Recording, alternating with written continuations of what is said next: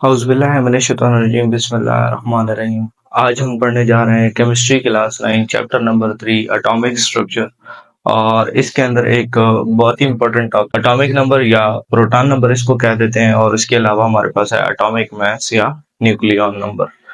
ये जो टॉपिक है ये बहुत इंपॉर्टेंट है। हम जब भी केमिस्ट्री के केमिकल रिएक्शंस लिखते हैं या कोई भी इलेक्ट्रॉनिक कॉन्फ़िगरेशन लिखने की कोशिश करते हैं, तो ये सारे के सारे जो चीज़ें हैं वो हम जब तक ये नहीं सीखेंगे तो हमें एटॉमिक नंबर का मास नंबर का पता नहीं होगा, तो हम ये चीज़ें नहीं कर सकते। उसके अलावा ये जो न्यूमेरिकल प्रॉब्लम्स होते हैं जिसमें हम कोई भी बैलेंस केमिकल इक्वेशन लिखते हैं, तो वो बैलेंस केमिकल इक्वेशन में एटॉमिक मास का बड़ा रोल होता है। तो वहाँ हमें एटॉमिक मास और उसके बाद मॉलिक्यूलर मास या ये जो चीज़ें हैं वो अगर हमने समझनी है, उसको सही तरीके से पढ़ना है, तो उसके लिए मास नंबर को पढ़ना बहुत ज़्यादा ज़रूरी है। और केमिकल रिएक्टिविटी जाननी है कि कोई एटम कितने इलेक्ट्रॉन लूज करेगा, कितने इलेक्ट्रॉन गेन करेगा तो क्यों करेगा, लूज करेगा तो कौन क्यों करेगा। प्रोडक्ट टेबल समझना हो तो वो सारा का सारा एटॉमिक नंबर को समझना बहुत ज़्यादा ज़रूरी है। तो एटॉमिक नंबर ना, या जिसको प्रोटॉन नंबर कहते हैं, किसी भी एटम के न्यूक्लियस के अंदर, किसी भी एलिमेंट का एटम है उसके न्यूक्लियस के अंदर जितने प्रोटॉन होते हैं वो उसका प्रोटॉन नंबर होता है। ठीक है, जितने प्रोटॉन होंगे ना, यानी टोटल नंबर ऑफ प्रोटॉन जो कि न्यूक्लियस के अंदर होंगे, किसके न्यूक्लियस, एटम के न्यूक्लियस के अंदर होंगे, उसको हम प्रोटॉन नंबर कहेंगे। ये मूजले ने डिस्कवर किया था, ये आपकी बुक में मौजूद नहीं है, लेकिन आप फिर भी इसको जहन में रखें कि मूजले ने इसको डिस्कवर किया था जब वो एक्स रेज के ऊपर काम कर रहा था। तो उसके बाद इसको जी से हम रिप्रेजेंट करते हैं। तो जी से क्यों रिप्रेजेंट करते हैं, क्या वजह है? तो एक जर्मन वर्ड होता है जिसका नाम है जहल। ये जो जर्मन वर्ड जहल है, इस जहल का मतलब होता है नंबर। जर्मन में नंबर को जहल कहा जाता है। तो उससे एटॉमिक नंबर का जी जो है वो हमने एक सिंबल निकाला है, वो सिंबल हम वहां से। फिर न्यूट्रल एटम के अंदर, चूंकि न्यूट्रल एटम जो होता है उसमें हमने भी पढ़ा पिछले लेक्चर में कि न्यूट्रल जो है वो एटम होता है, उसके अंदर इक्वल नंबर ऑफ प्रोटॉन और इलेक्ट्रॉन होते हैं। तो हम इससे इलेक्ट्रॉन के नंबर का भी पता लगा सकते हैं। उसके बाद ये किसी भी एलिमेंट की केमिकल प्रॉपर्टीज को समझने में हेल्प आउट करता है। कोई भी केमिकल प्रॉपर्टीज किसी एलिमेंट की होती है ना, तो हम एटॉमिक नंबर से उसको आइडेंटिफाई करते हैं, यानी वो कितने बॉन्ड बनाएगा, किसके साथ कैसे रिएक्ट करेगा, इस चीज के ऊपर। तो uniqueness of proton number, uniqueness कहते हैं कि यानी कोई खास बात होना जो दूसरों में ना हो। तो इसमें ये जो प्रोटॉन नंबर है, इसमें खास बात क्या है कि किसी भी एटम के अंदर नंबर ऑफ प्रोटॉन्स डिफरेंट है।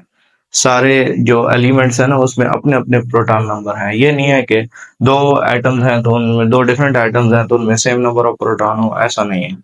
हर एक जो एलिमेंट है उसका जो एटम है उसके अंदर जो नंबर ऑफ प्रोटॉन्स हैं वो डिफरेंट है।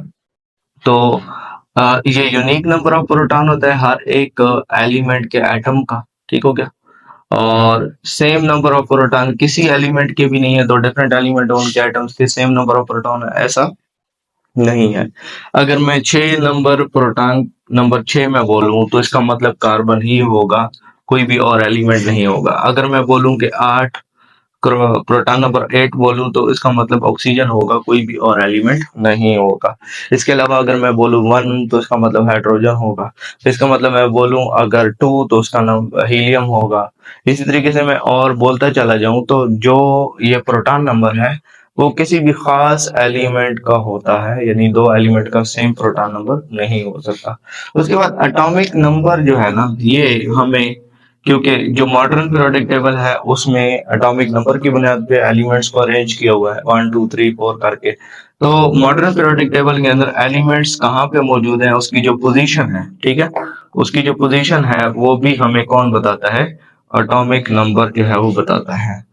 अच्छा, इसके बाद आ जाए अगर एटॉमिक मास के ऊपर, तो एटॉमिक मास जो है ना, एटॉमिक मास कहते हैं कि जो टोटल नंबर ऑफ प्रोटॉन होते हैं और न्यूट्रॉन होते हैं, दोनों को जमा कर लें तो जितना नंबर बनेगा वो हमारे पास मास नंबर होगा, या एटॉमिक मास या न्यूक्लियॉन नंबर होगा। ठीक है, किसी भी एटम के अंदर, ठीक है, प्रोटॉन और न्यूट्रॉन, यानी आपने प्रोटॉन की तादाद गिन लेनी है, ठीक है, प्रोटॉन की तादाद गिन लेनी है प्लस न्यूट्रॉन की तादाद गिन लेनी है, वो जितना नंबर होगा वो हमारे पास क्या होगा, ए या एटॉमिक मास। इसको हम न्यूक्लियन नंबर क्यों कहते हैं, क्योंकि प्रोटॉन और न्यूट्रॉन जो है ना, ये न्यूक्लियस में मौजूद होते हैं, ठीक है, न्यूक्लियस में। तो इस वजह से इसको न्यूक्लियन नंबर भी कहा जाता है, यानी न्यूक्लियस में पाए जाने न्यूक्लियॉन्स। प्रोटॉन और न्यूट्रॉन को इकट्ठे न्यूक्लियॉन्स कहते हैं, तो इस वजह से इसको क्या कहा जाता है, न्यूक्लियन नंबर। और ये किसने सबसे पहले मालूम किए थे, अर्नस्ट रदरफोर्ड जो थे, उन्होंने सबसे पहले मालूम किए थे न्यूक्लियन नंबर। उसके बाद इसको ए से डिनोट करते हैं, क्या वजह है, ये एक जर्मन वर्ड है अटॉमजीविट, तो उसका मतलब होता है एटॉमिक वेट। तो ये जो एटॉमिक वेट है, वहां से इसका ए जो सिंबल है वो ड्राइव किया गया, और ये फिजिकल प्रॉपर्टीज ऑफ एलिमेंट्स जो है वो बताती है। उसका मैथ बता रही है, तो मैथ एक फिजिकल क्वांटिटी है, तो ये इसके बारे में बताती है। आगे आपकी बुक के अंदर एक एक्टिविटी है जिसमें आपको किसी भी एक एलिमेंट के लिए ए की वैल्यू दे दी गई है, जी की वैल्यू दे दी गई, यानी एटॉमिक मास और एटॉमिक नंबर आपको दे दिया गया है, और पूछा गया है कि नंबर ऑफ प्रोटॉन और नंबर ऑफ न्यूट्रॉन कितने होंगे। तो नंबर ऑफ प्रोटॉन तो आपको पता है हमारे पास क्या होंगे, ये जी प्रोटॉन नंबर है तो 17 प्रोटॉन होंगे। नंबर ऑफ न्यूट्रॉन्स निकालने हो तो नंबर ऑफ न्यूट्रॉन्स कैसे निकलेंगे, 35 माइनस 17, तो ये आ जाता है 18। तो हमारे पास न्यूट्रॉन्स की तादाद कितनी होगी, नंबर ऑफ न्यूट्रॉन्स कितने होंगे, ये हमारे पास 18 होंगे। ठीक हो गया। और अगर नंबर ऑफ प्रोटॉन्स की बात की जाए तो नंबर ऑफ प्रोटॉन्स आपको पता है हम जी को कहते हैं, तो वो हमारे पास कितना है, 17। तो इसमें 17 प्रोटॉन है और 18 जो है वो क्या है, 18 हमारे पास न्यूट्रॉन है। आप पीरियोडिक टेबल के अंदर जितने भी एलिमेंट्स हैं उनके जो एटॉमिक मास है उसमें से एटॉमिक नंबर को माइनस कर दें, तो आपके पास जो नंबर आएगा वो न्यूट्रॉन नंबर होगा। ऐसा आप लोगों ने बहुत सारे एलिमेंट्स, जैसे मैं कार्बन के लिए भी आपको कर देता हूँ। कार्बन का हमारे पास जो एटॉमिक नंबर होता है वो 6 होता है और एटॉमिक मास 12 होता है। तो हम अगर प्रोटॉन की तादाद देखें, प्रोटॉन की तादाद, तो प्रोटॉन की तादाद कितनी होगी, 6। और न्यूट्रॉन की तादाद देखें तो न्यूट्रॉन की तादाद ए माइनस जी, यानी 12 माइनस 6 करेंगे तो 12 माइनस 6 हमारे पास कितना आ जाएगा, 6। तो हमारे पास नंबर ऑफ न्यूट्रॉन्स कितने हैं, वो 6 है।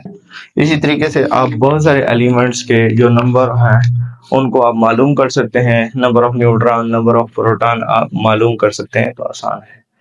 Thank you so much. अगर आप इस चैनल पे नए आए हैं तो इस चैनल को सब्सक्राइब करें, वीडियो को लाइक करें, शेयर करें, कमेंट करें, अपने क्वेश्चंस कमेंट में लिखें। जो भी आपका क्वेश्चन है तो वो आप कमेंट में लिख के पूछ सकते हैं। Thank you so much.